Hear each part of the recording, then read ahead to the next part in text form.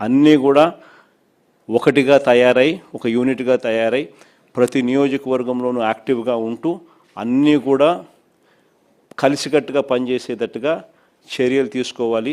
ఎక్కడైనా మీ నియోజకవర్గాలలో మీరు ఎవరైనా ఈ విషయాల మీద యాక్టివ్గా లేకపోతే దయచేసి ఇప్పుడైనా కూడా గేర్ మార్చండి. రెండో important point door to door campaign. ఇది కూడా ప్రతి ఇంటికి చేరాలి. ప్రతి ఇంటికి మన కార్యకర్త వెళ్ళాలి. వెళ్ళి ప్రతి ఇంటికి కూడా మన ప్రభుత్వానికి ఈ ప్రభుత్వానికి మధ్య తేడాలు ఏమిటి అన్నట్టు కూడా ప్రతి ఇంట్లో వివరించాలి. ఇది నెంబర్ 2 కూడా వెరీ వెరీ ఇంపార్టెంట్ కార్యక్రమం.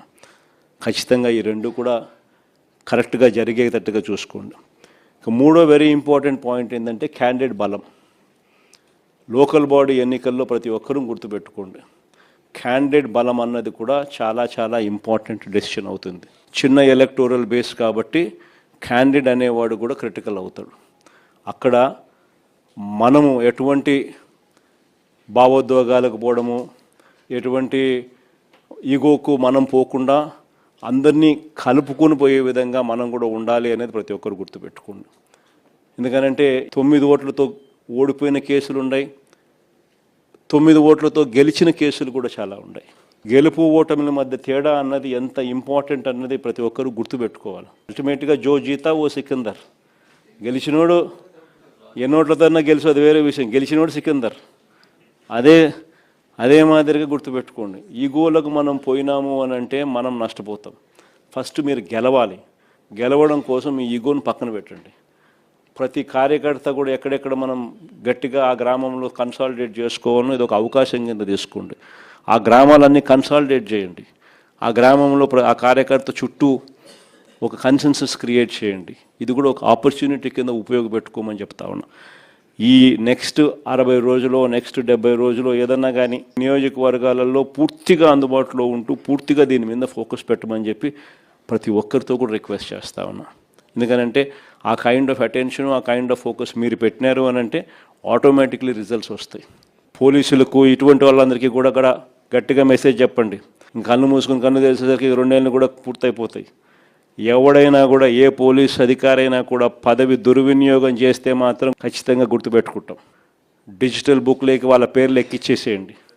ఆ తర్వాత మన ప్రభుత్వం వచ్చిన తర్వాత అన్యాయం చేసిన అధికారి ఎక్కడ ఉన్నా కూడా ఖచ్చితంగా శిక్ష పడేట్టుగా చేస్తామని మాత్రం ఖచ్చితంగా చెప్తా ఉన్నా. ఈ మెసేజ్ ప్రతి అన్యాయం చేసే పోలీసు వాళ్ళకు కూడా ఖచ్చితంగా పంపించద్దు. ప్రతి పోలీసు వాళ్ళకు కూడా రిక్వెస్ట్ చేయండి, అన్యాయం చేయొద్దండి, న్యాయంగా ధర్మంగా జరిగించండి. అలా కాదు మేము అన్యాయమే చేస్తాము అని అంటే మాత్రం ఇప్పుడు మీ టైం అని అనుకుంటున్నారు, వచ్చేది మా టైము. మీ 5 ఏళ్ళు అయిపోతూ ఉంది, చివరి 2 ఏళ్ళకి వచ్చేసినారు. ఆ తర్వాత కనపడేది మా 5 ఏళ్ళు కనపడతా ఉంది. అది గుర్తుపెట్టుకున్నాను మాత్రం ఖచ్చితంగా ప్రతి ఒక్కరికి చెప్పే కార్యక్రమం చెప్పండి.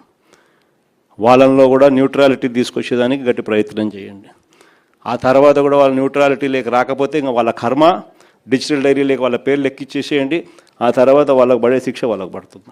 ఈ ఎలక్షన్ మిమ్మల్ని బలపడేదానికి ఉపయోగపెట్టుకోవాలి. ఈ ఎలక్షన్ స్టార్టింగ్ పాయింట్. ఈ ఎలక్షన్తో మీరు క్యాడర్లోనూ ఇంకొక చోట మీరు అన్ని ఈగోస్ పక్కన పెట్టి ఒక తాటి మీదకి అందరినీ తీసుకొని వచ్చి వాళ్ళందరినీ మీరు పని చేయించుకునే విధంగా మీరు తయారు చేసుకునే ఎన్నిక అనేది గుర్తుపెట్టుకోండి. మీరు గెలవాలి అని అంటే 5 ఏళ్ళు కావాలి, పిడికిడి బిగించాలి. అన్ని ఏళ్ళు కలిస్తేనే మీరు గెలవగలుగుతారు. సో ఈ ఎలక్షన్ అనేది మిమ్మల్ని మీరు కలుపుకునే విధంగా రావాలి. ఎలక్షన్స్ పెద్ద మనిషిగా మీరు వ్యవహరించాలి. ఆ సానుకూలత మీకు రావాలి. అసెంబ్లీ నియోజకవర్గాల కోఆర్డినేటర్లకు, అలాగే జిల్లా అధ్యక్షులకు, అలాగే పార్టీ రీజనల్ ఇన్ఛార్జీలకు, రీజనల్ కోఆర్డినేటర్లకు అందరికీ కూడా మనస్ఫూర్తిగా వెల్కమ్. ఈరోజు మనం అంతా కూడా ఎందుకు ఇక్కడ ఏకమవుతా ఉన్నాము అన్న సంగతి బహుశా అవగతం కూడా అయ్యే ఉంటుందని అనుకుంటా ఉన్నా.